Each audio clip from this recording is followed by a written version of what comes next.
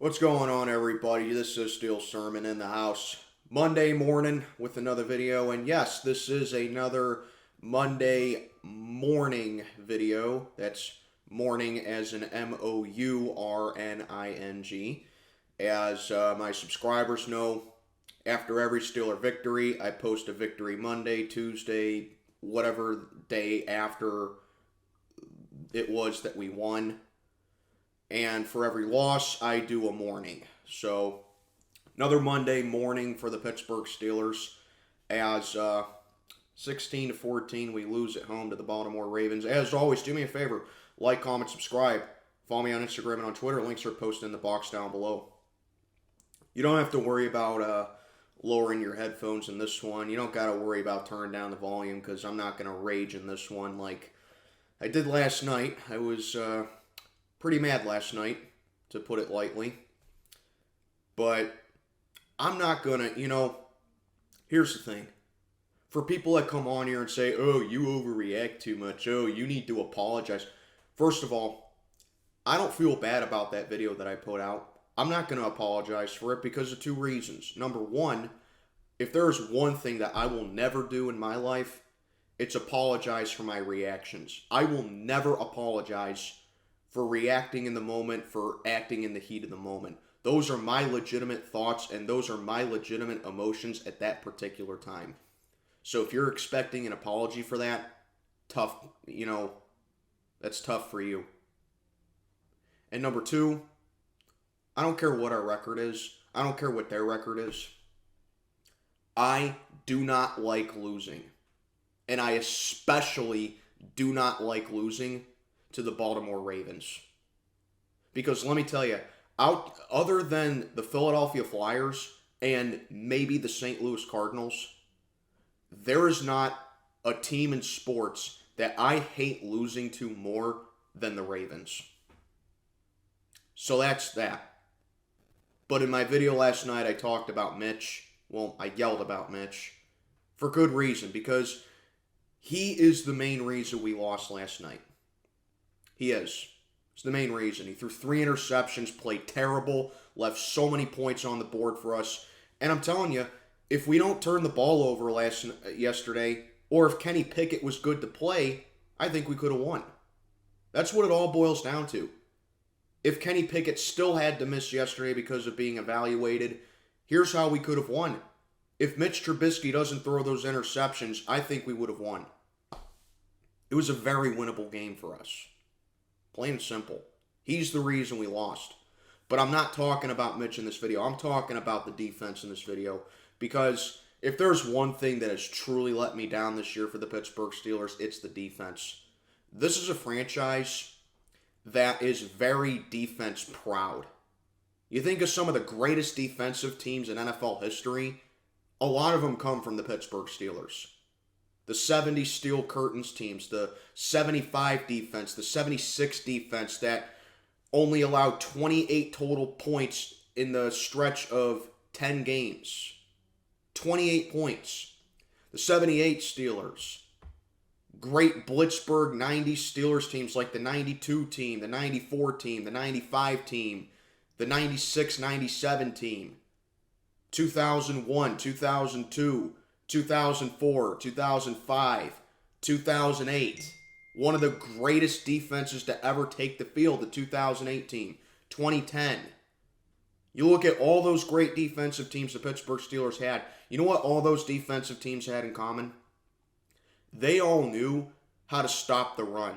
They all limited running backs, and they all limited game plans that involve rushing. And they could come up with some clutch turnovers as well, but their bread and butter was stopping the run. You look at this defense, we get Larry Ogunjobi in the offseason. We get Miles Jack in the offseason. TJ Watt gets paid all that money before the start of last year, and he wins Defensive Player of the Year. Cam Hayward's come back, and he's been a leader on the team for years now. Devin Bush, to me, the only weak link of this interior defense was Devin Bush. And it's not even like it's regression. It's just him not giving a damn about what he does on the field. because he plays not to get injured now. But overall, you look at this rush defense, you know, Tyson Alualu coming back from injury. You look at this rush defense and you look at this interior, you look at this front, and you think to yourself, this defense can be top 10 this year. This defense could even be top 5. They have played they have not played like a top 10 defense all year this year. And I know it's very easy to blame TJ Watt for his injury that made him miss essentially half the season. I know it's easy to blame that.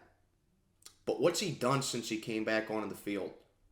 Yesterday was his first full sack since coming back from injury. He has 1.5 sacks since coming back from injury.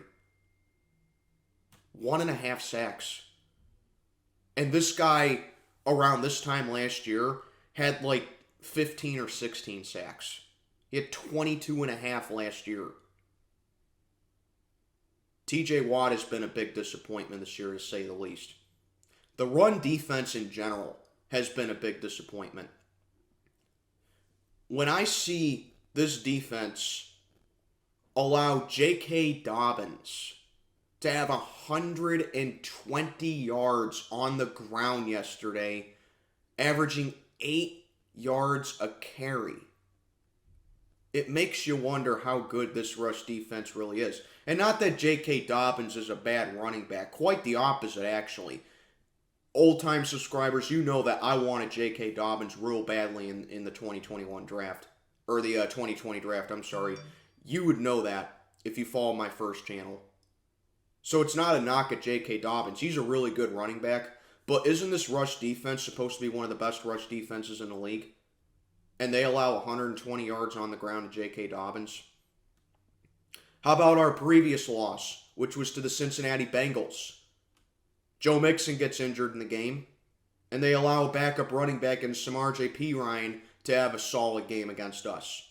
How about when we played Philly? Miles Sanders ran all over us. Jalen Hurts had a productive day on the ground against us.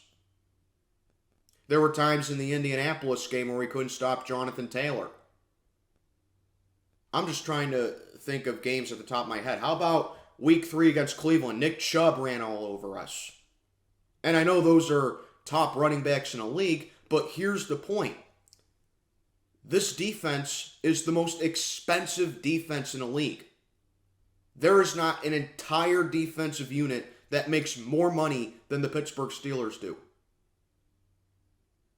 And for this defense to just not be able to stop the run, not be able to make a stop, and allow these starters to have over 100 yards on the ground against us, and even have backup running backs have a solid game against us, it makes you wonder just how really good this rush defense is. Pass defense I knew was going to be a little bit of a problem, because I wanted to give Ahkello Witherspoon a chance. I wanted to say, yeah, he can be a good bounce back candidate for us. Guy looks like Artie Burns Jr. Cam Sutton, he has his moments where he can come up with a big play, but overall he's a very meh corner. Terrell Edmonds, I'm very hard on the guy. And I don't like him covering as a safety. I like him more as a box safety kind of guy. And yet we're not seeing him in the box. He got burned on a couple of plays yesterday from Tyler Huntley. And Minkah Fitzpatrick. He's probably the only guy on this pass defense that I completely trust. Because the only reason that we're not really calling his name out a whole lot this year is because quarterbacks are starting to see what kind of a safety he is. It's not Minkah's fault for why he has been kind of quiet this year. It's because quarterbacks know not to throw that guy. Here's the thing about that. Back in the 1980s, when the 49ers were a dynasty, okay, for as great as Joe Montana and Jerry Rice were, here's the thing. This is why Bill Walsh was such a great coach. His mentality was, I'm going to put my strongest guy on your weakest guy.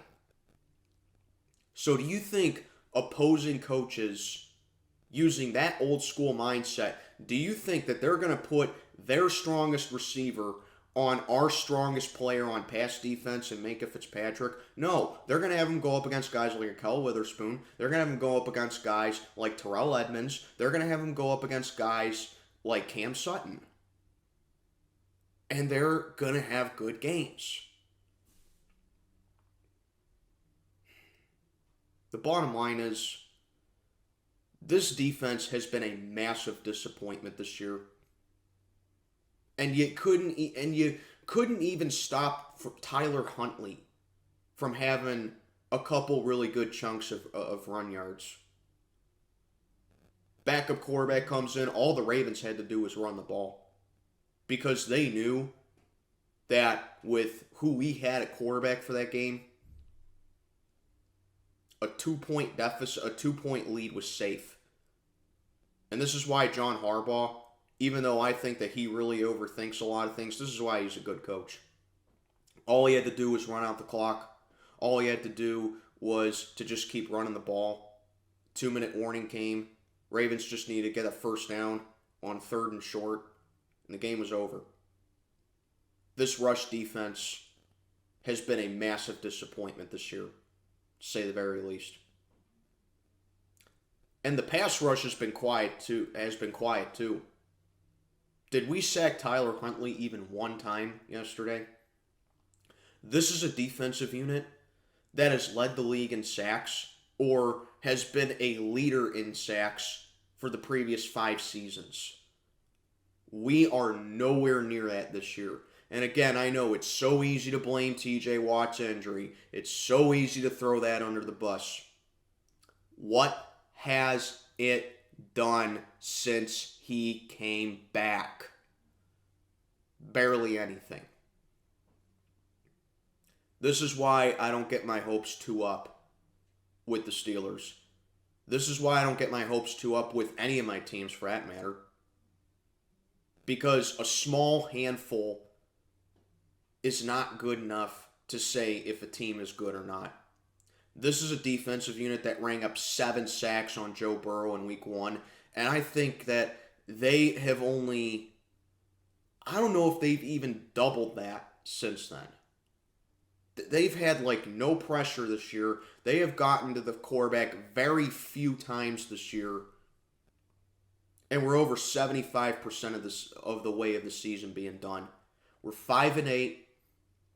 And you can bank on one of these next 2 games, it's going to be loss number 9. Okay? Because the Panthers, they don't have a good record either. They went up to Seattle yesterday. They shut down the Seahawks. Raiders, we all know we can't beat them. Then we got the Ravens again in week 17. And then we close out the year at home against the Browns. I'm telling you, one of these next 2 games, not even one of these next 4 games, one of these next 2 games, we're taking an L. Because I don't trust this defense. I really don't. I don't trust the offense, but you know what? I don't trust the defense even more. And Mike Tomlin's the one that calls all the shots on defense. Maybe Mike needs to stop calling the shots on defense. Or maybe Mike should just leave the team in general.